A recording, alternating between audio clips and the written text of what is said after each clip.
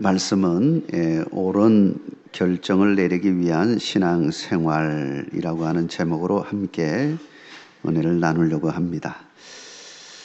우리는 이 땅에 살아가는 동안에 여러 가지 이유로 잘못된 결정을 내릴 때가 있습니다. 사전에 지식이 부족해서 그럴 수도 있고, 또 경험이 없기 때문에 잘못된 결정을 내리는 경우도 있고, 그리고 어떤 분들은 결정 장애가 있어서 결정을 또 못 내리는 분들도 있습니다. 오늘 본문에 보면 아버지 솔로몬을 대신해서 왕이 된 르흐보암, 이 르흐보암은 아주 중요한 결정을 내려야 하는 순간을 갖게 되었습니다.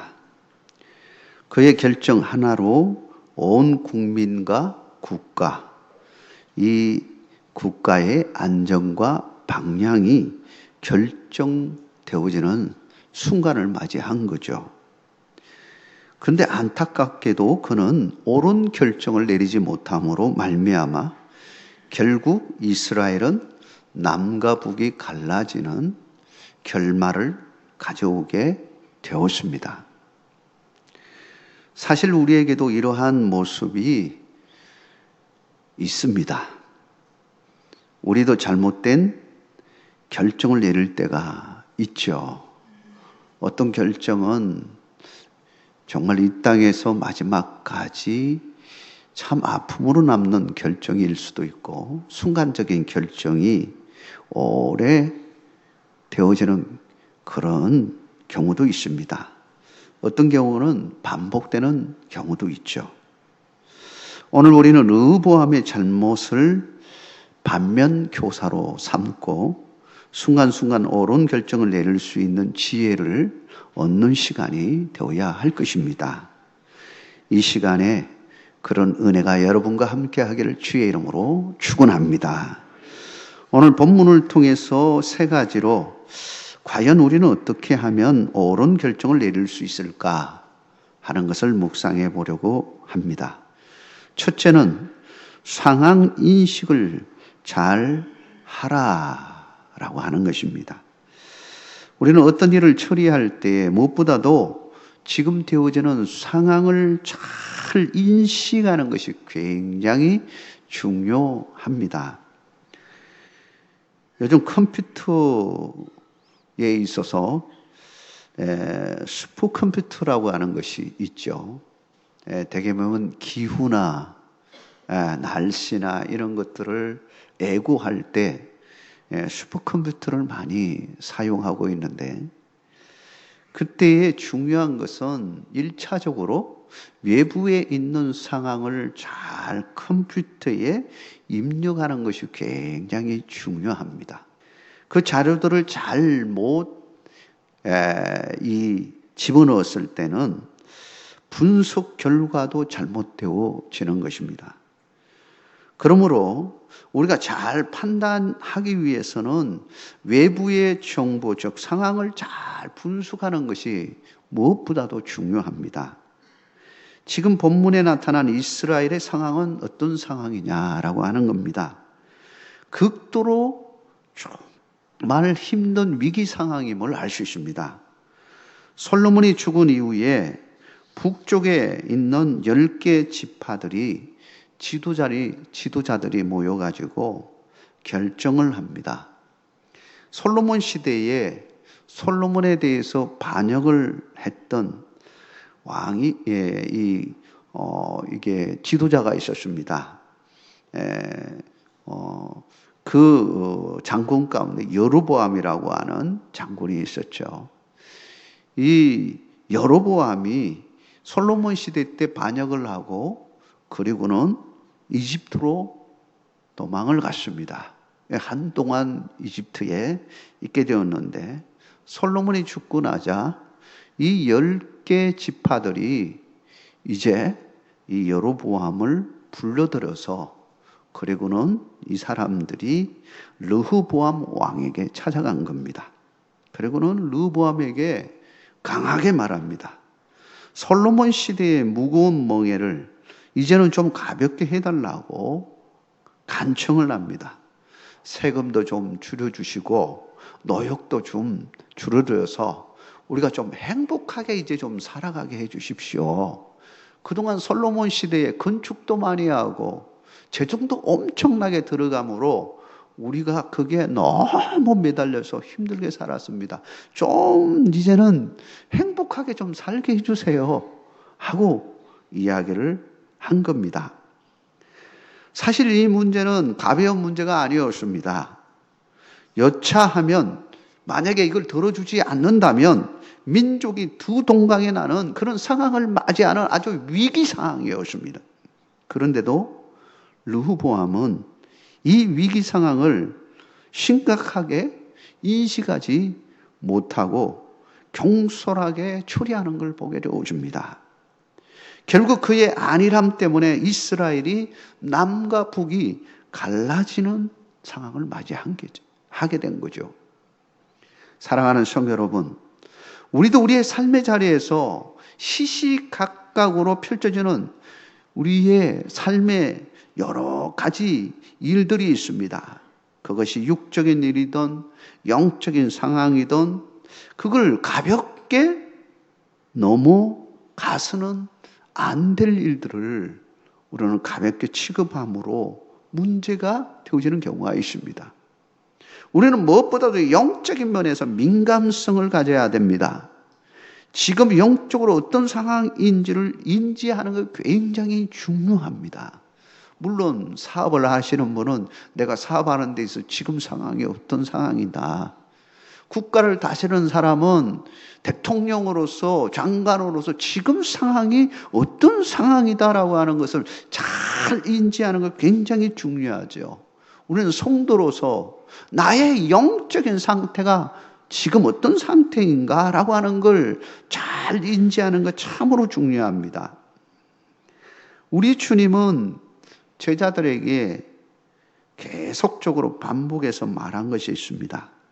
깨어 기도하라. 영적으로 깨어 있어라.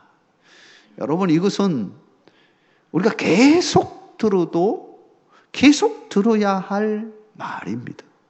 우리 주님께서 기가 따갑도록 제자들에게 하신 말씀이에요. 깨어 있으라, 깨어 있으라. 바울도 마찬가지입니다. 깨어 있으라, 깨어 있으라. 교회를 향해서도 깨어 있으라 말씀하시고 지금도 우리에게도 마찬가지로 깨어 있으라고 말씀합니다. 왜냐하면 그 영적인 민감성이 뚫어지면 문제가 되기 때문에 영적으로 무감각해지면요 대처 능력이 떨어지는 겁니다. 정말 무서운 병은 영적 무감각에 빠지는 것입니다. 죄를 짓고도요 그가 죄인지 몰라요. 그 죄의 결과가 얼마나 엄청난 결과를 낳는지도 잘 인식하지 못합니다. 그러니까 계속 반복적으로 죄를 짓는 겁니다. 예레미야 4장 22절에 보면 그때 당시에 영적인 수준을 잘 말해주는데 바로 그때가 영적으로 굉장히 무감각한 그런 상태에 있는 이스라엘 백성들을 보게 되어집니다. 예레미야를 통해서 주신 말씀 이렇게 되어 있습니다. 내 백성은 나를 알지 못하는 어리석은 자요 지각이 없는 미련한 자식이라. 악을 행하기에는 지각이 있으나 선을 행하기에는 무지하도다. 사랑하는 성도 여러분, 늘 영적으로 깨어있는 여러분 되시길 주의 이름으로 축원합니다. 지금의 나의 영적 상황이 어떤 상황인지를 인지하시고 옳은 길로 나아갈 수 있는 믿음의 복된 인생이 되기를 주의 이름으로 축복합니다.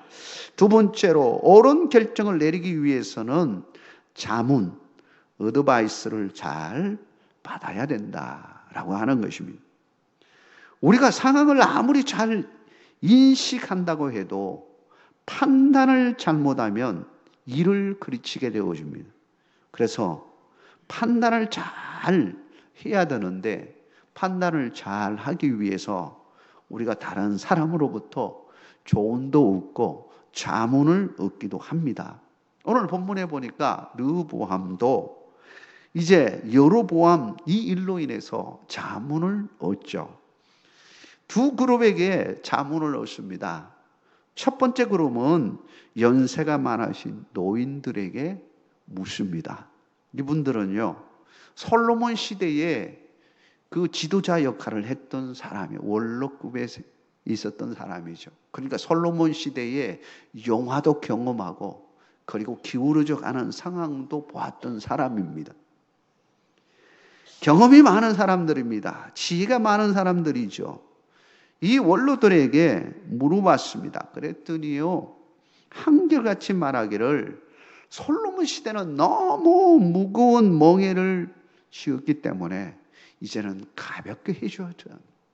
지금 백성들이 너무 힘든 상황 속에 놓여 있습니다. 그러니 이제 새 왕으로 등극하셨으니 이제 새로운 왕으로서 정말 백성들에게 그 고초를 아시고 가볍게 해줘야 됩니다. 세금도 깎아주시고요. 그리고 건축하는 것도 좀 멈춰서 좀 쉬게 해주시고요.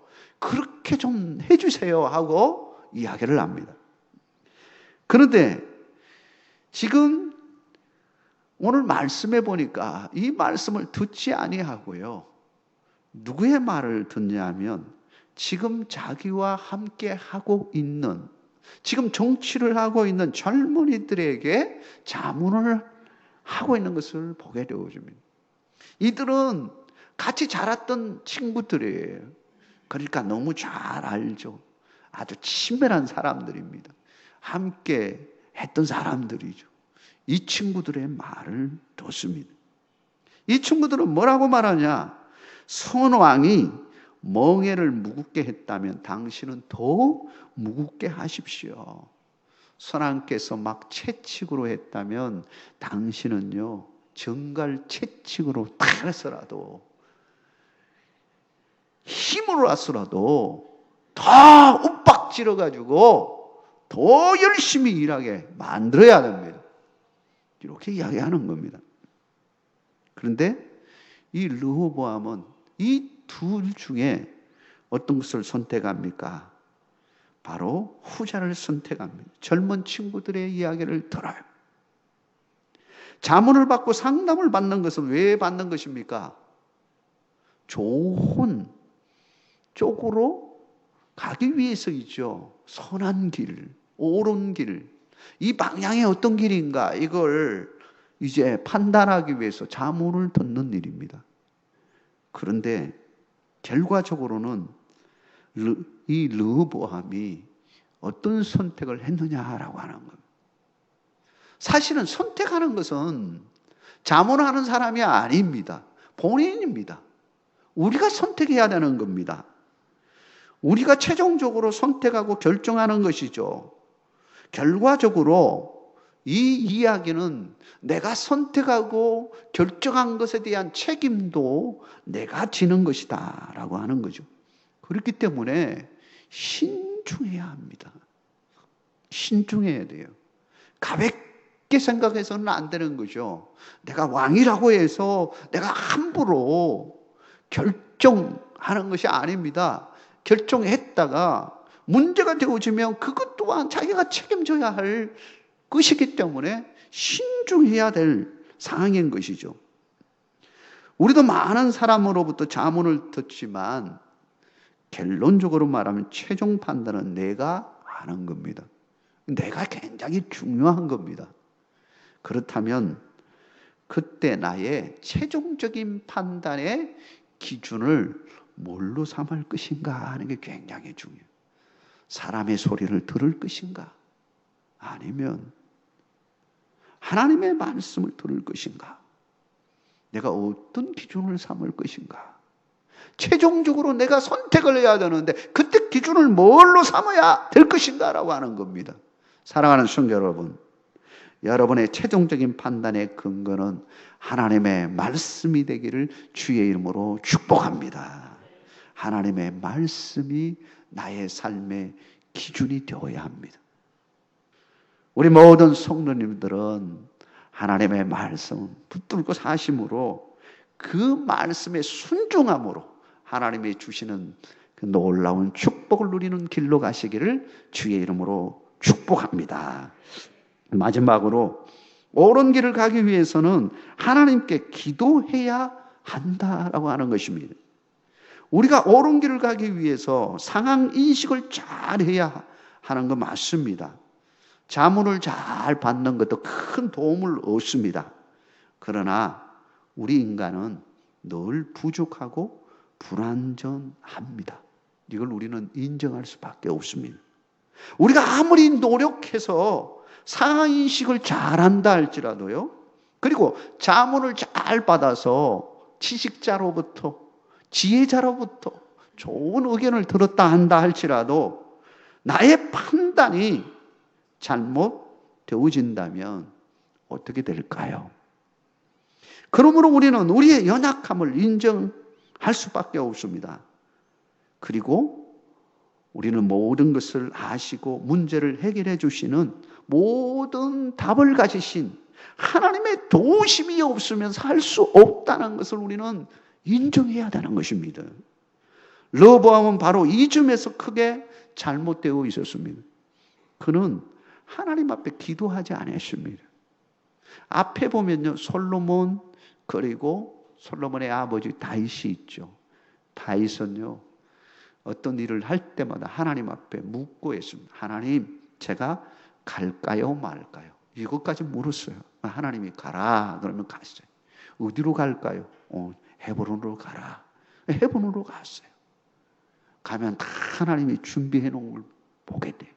예배해 놓은 것을 보게 돼요. 여러분 조그만 한 일이라도 하나님 앞에 기도하면서 묻으세요. 하나님이 길을 열어주십니다. 하나님이 우리와 함께 하시면요, 정말로 행복한 삶이 되어져요. 왜냐하면 하나님이 책임져 주시고 우리를 인도해 주시기 때문에. 다윗도 마찬가지로 이제 새로운 왕으로 등극됐을 때 그가 첫 번째로 한 것이 무엇입니까? 하나님 앞에 기도하는 일이었습니다. 일천번제를 기브온에 가서 드렸습니다. 일천번제 제단으로 하나님 앞에 드렸다는 것은 이게 보통의 제사가 아닌 거예요. 헌신도 그런 헌신이 없는 거예요. 하나님만이 나의 하나님입니다 라고 고백하면서 이제 하나님 앞에 온전히 드려지는 예배를 드린 겁니다. 그래서 그걸 보시고 하나님께서 그에게 지혜를 주시고 부귀영화도 허락해 주셨던 것이죠. 그런데 후기로 갈수록 그는 점점 하나님부터 멀어졌습니다. 너무 여인들이 많았어요. 그 여인들이 그냥 가져온 우상 숭배에 의해서 자신도 모르게 거기에 빠져들기도 하고요. 하나님과의 거리가 점점 멀어지는 상황을 맞이하게 되었습니다. 이때에 르호보암이 자라나면서 후반기에 뭘 보고 자라났겠습니까? 뭘 보고 자라났어요? 아버지가 정말로 하나님 앞에 정말 기도함으로 나아갔던 그때의 모습보다는 점점 나라가 기울어지는 그런 상황 속에서요, 제대로 신앙교육을 받지 못한 거예요. 기도하는 것을 제대로 배우지 못한 거예요. 어렵고 힘들 때 하나님을 붙들고 하나님만이 나의 삶의 등불입니다. 이 어두움 속에 내가 갇혀 있는데 어떻게 그것을 밝은 빛 가운데로 내가 나아갈 수 있을까? 하나님만이 나의 등불입니다. 그 믿음이 있었다면 하나님 앞에 기도할 텐데 그러지 못하고요, 그 기도를 못 보는 거예요. 기도하는 것을 못 봤으니 어떻게 자기 생각으로 하는 거죠. 자문을 얻는데 그 사람이 주는 자문이라고 하는 것은요, 한계가 있는 거예요. 우리는 영적인 존재로서 하나님의 뜻이 뭔지를 물어야 되는 겁니다. 하나님 앞에 기도해야 되는 겁니다. 하나님, 제가 이걸 할까요 말까요? 하고 하나님 앞에 기도해야 되는 거예요. 이것을 잘 보여주는 장면이 열왕기상 12장 21절에서 24절의 말씀이에요.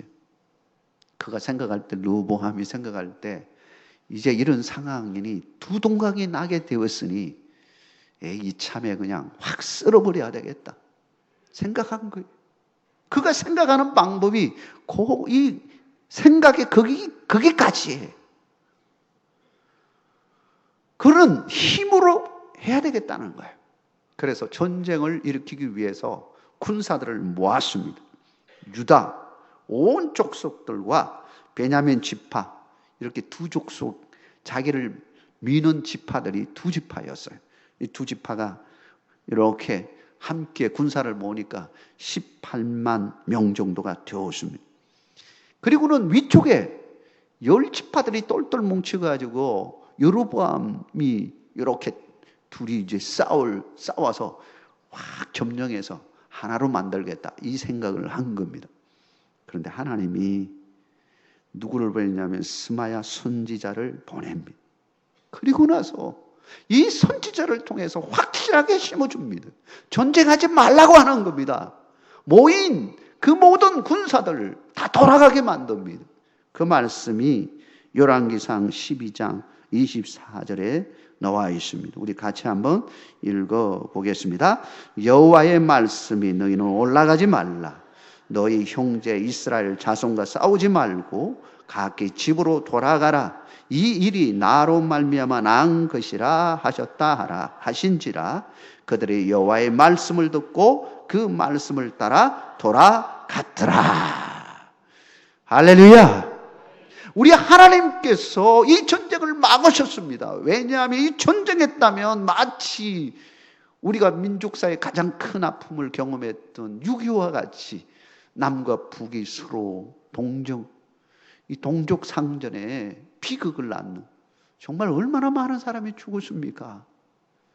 수백만 명의 죽음과 그리고 많은 어려움을 겪는 사람들, 그것이 지금도 계속 되어지고 있고, 이 아픔이 일어날 그 전쟁이었습니다. 정말 참혹한 전쟁이 이루어질 수 있는 전쟁이었죠.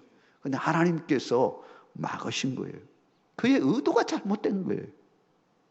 하나님이 막으시면 아무것도 하지 못하는 것이 우리 인간임을 믿으시기 바랍니다. 여러분, 내 의지로 뭔가 하겠다, 좋습니다. 해보세요. 하나님이 문을 여셔야 열리는 것이지 하나님이 닫으시면 할 수 없는 일이에요. 우리는 언제나 하나님 앞에 기도하고 나가야 됩니다. 우리는 부족한 자이고 은혜로 살아가는 자입니다. 그렇기 때문에 하나님께서 은혜를 베풀어 주셔야 할 수가 있는 겁니다. 문을 열어주셔야 문이 열리는 겁니다. 문이 닫혀버리면 우리 힘으로는 열 수 없는 거예요. 하나님이 우리에게 은혜를 베풀어 주셔서 문을 열어주셔야 되는 거예요. 그렇기 때문에 우리는 하나님께 기도함으로 나아가는 겁니다.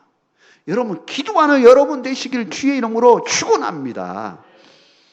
하나님을 의지하는 것이죠. 하나님, 내 힘으로 안 되니 하나님이 저를 도와주십시오. 이 어두컴컴한 세상 속에서 우리가 어떻게 살아갈 수 있겠습니까? 우리의 진정한 상담자가 되어주시고 위로자가 되어주시고 우리의 섭리자가 되어주시는 성령님의 충만한 은혜가 필요한 겁니다. 우리가 늘 기도함으로 성령님의 충만한 은혜 가운데 살면 내 안에 계신 성령님께서 내가 미처 인식하지 못한 것까지 우리 하나님은 하나님께 기도하시고, 그리고 하나님이 우리를 인도하셔서 밝은 길로, 올바른 길로 인도하신다라고 하는 것입니다. 이런 은혜가 여러분과 함께 하기를 주의 이름으로 축원합니다.